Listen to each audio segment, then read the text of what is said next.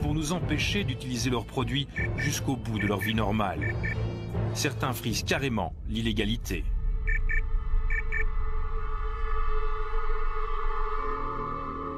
Pour faire le point sur ces questions, nous nous intéressons à d'autres objets de la vie quotidienne. Une imprimante et ses cartouches. Nous récupérons une série de cartouches d'imprimantes laser utilisées à la RTBF et nous nous rendons chez Ecotop, une entreprise spécialisée dans le recyclage des cartouches d'encre. Bonjour, c'est pour le test. Oui.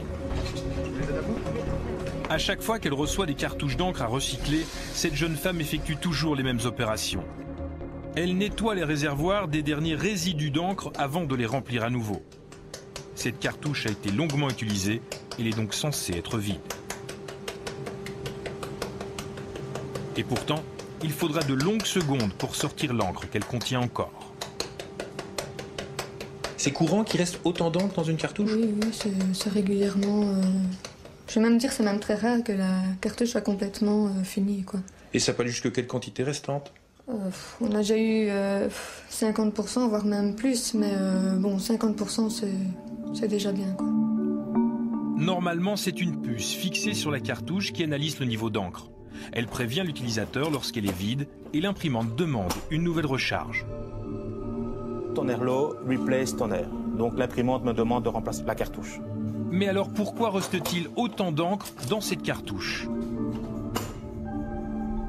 La puce est utilisée pour donner l'illusion d'être un indicateur comme une jauge à essence. Mais elle n'est pas du tout reliée avec le réservoir d'encre. Donc autrement dit, elle peut indiquer qu'une cartouche est vide alors qu'elle ne l'est pas du tout.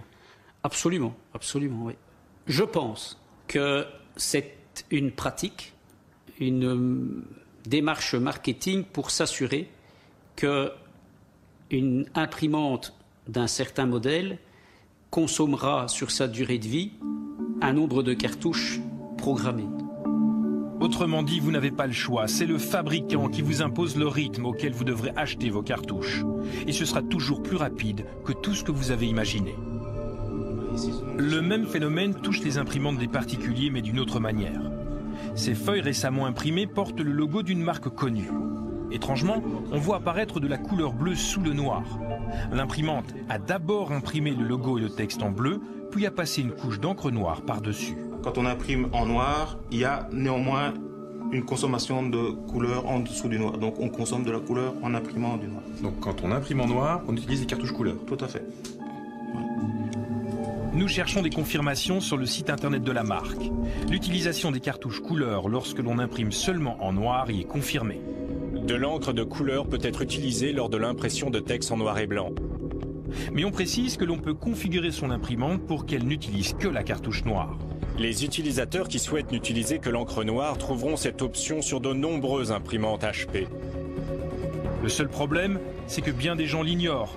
Nous aurions voulu demander à HP pourquoi l'utilisation de la cartouche noire seule n'est pas automatique. Ils refuseront toute interview. Est-ce qu'il est possible à l'œil nu de faire la différence entre un noir entre guillemets pur et un noir où on aurait injecté un peu de couleur? Non. À notre connaissance, non. Mais nos découvertes ne s'arrêtent pas là. Nous ouvrons 2 cartouches pour imprimantes âgées d'encre couleur, comme on en trouve chez monsieur et madame tout le monde. Celle de gauche a été mise sur le marché il y a plusieurs années, celle de droite est plus récente. Une évidence nous saute aux yeux, les réservoirs d'encre ont diminué de moitié. Autrement dit, un consommateur ne peut pas se rendre compte de ça quand il achète la cartouche dans un rayon de magasin. Absolument pas. Non, non. Pour lui la cartouche d'un tel volume, elle doit être remplie au niveau d'encre. À ce moment-là, évidemment, le fabricant se défend en expliquant que la cartouche contient moins d'encre, mais qu'elle est moins chère. Cette affirmation est vraie, mais ne résiste pas aux mathématiques. Un petit calcul s'impose. La cartouche de gauche, vendue depuis des années, contient 17 ml et est vendue sur Internet 29,10 €. La cartouche de droite, vendue depuis moins longtemps, contient 4 ml d'encre et est vendue 15,51 €. Vous payez donc 1,7 € le millilitre avec l'ancienne cartouche et vous payez 3,8 € avec la nouvelle cartouche. L'encre est en fait 2 fois plus chère aujourd'hui. Et à ce tarif-là, une bouteille d'encre d'1 litre vous est vendue à près de 4 000 €. Est-ce que vous vous rendez compte que lorsque vous sortez d'une grande surface et que vous avez acheté une petite cartouche d'encre pour votre imprimante, vous venez de la payer plus cher que le caviar? Vu ces chiffres, on comprend que les réserves d'encre des grandes compagnies sont de véritables salles au trésor. En fait, le marché des cartouches en Europe représente près de 4 milliards d'euros. Les grandes marques font donc tout pour défendre leur marché. Elles veulent tuer la concurrence. Et pour y arriver, elles n'hésitent pas à prendre carrément le contrôle de votre imprimante. Nous sommes à la commune d'Anderlecht. Depuis plusieurs années, les imprimantes de tous ces bureaux fonctionnent avec des cartouches recyclées. Elles sont moins chères et ont l'avantage de préserver l'environnement. Quelle est l'importance du marché de ces cartouches? C'est quelle somme d'argent chaque année à peu près? Mais pour 2012, on estime 30 000 euros, TVA comprise, pour les cartouches recyclées. C'est quand même une belle somme. Ah oui, mais bon, on est une grande commune, beaucoup de guichets, beaucoup de papier, oui. C'est ici que nous avons entendu parler pour la première fois de la prise de contrôle des imprimantes par les grandes marques. Régulièrement, elles envoient des techniciens pour entretenir ces imprimantes. Depuis quelque temps, ils en profitent pour installer un programme qui limite le choix des cartouches que l'on peut utiliser.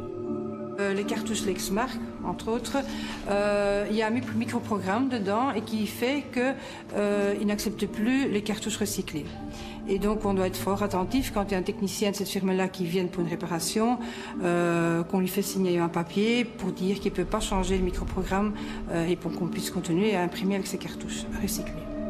Grâce à ce programme, l'imprimante analyse l'origine des cartouches. Si c'est un produit blanc ou une cartouche recyclée, elle se bloque, tout simplement. Seules les cartouches de la marque d'origine, plus chères, fonctionnent encore. Mais nous, on n'est pas d'accord avec ça. Hein, on est quand même, qu'on soit un service public ou qu'on soit, même comme personne privée, on trouve qu'on peut choisir ce qu'on veut hein, et qu'il n'y a pas quelque chose qui devrait nous être imposé. Vous trouvez ça normal? Pas du tout.